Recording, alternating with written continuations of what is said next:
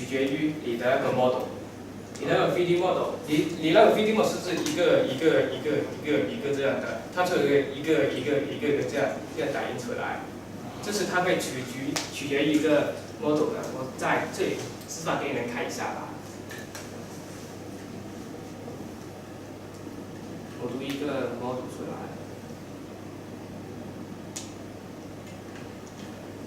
好，这个 model， 它现在是一个平放在这里啦。然后我们按这个切片，切片意思是把这个 model 剪开一层层。那你可以现在看到是50层，这是有50个雷亚在上面叠上去。那你就可以看到，你可以把它变成每一层的结构。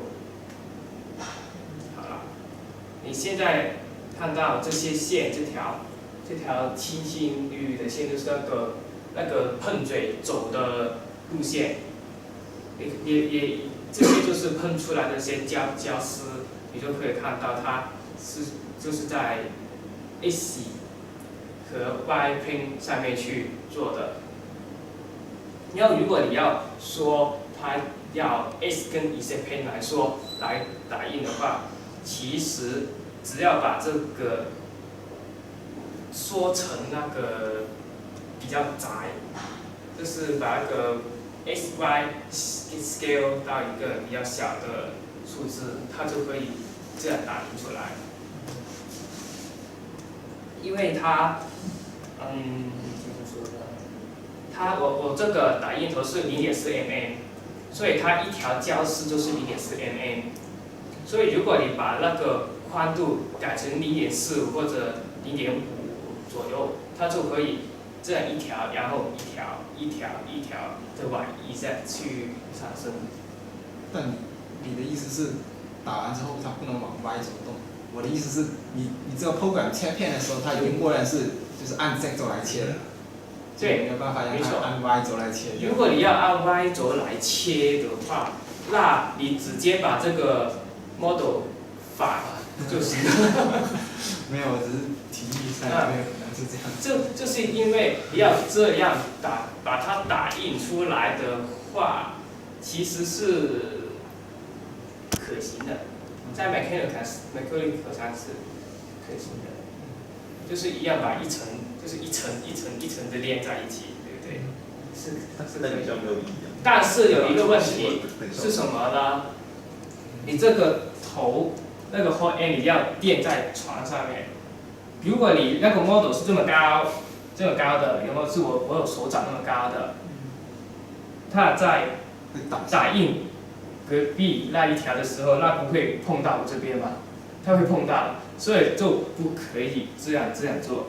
理论上是可以这样做的。好，谢谢。有什么有趣问题想问一下？有没有打印过3D 手枪？什么？3D 手枪。手枪。手枪有。能用吗？真的有，就是我们上一年我们有一个活动，就是给大家去拼一些自己想做的东西，有的就是一支手枪，那个手枪是一个发射扑克的手枪，它是一个发射扑克。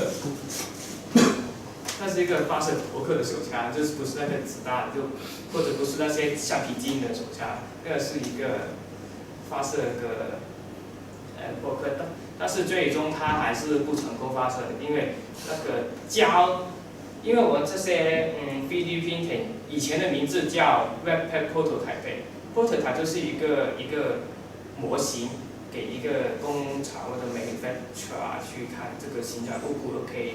就只是做一个的模型出来，就不一定会做出那个功能出来，所以在 3D print 上面有很多东西都会不顺畅。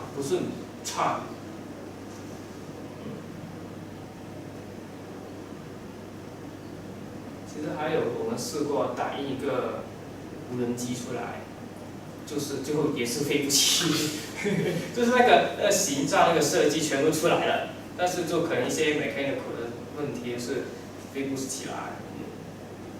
还有其实3D printer 也可以做在一个自我复制上面，就是这 3D printer 一些 task 出来给下一步 3D printer 用，这样就是不断的自我复制一些的部件出来给 SMB。print 一个 3D printer。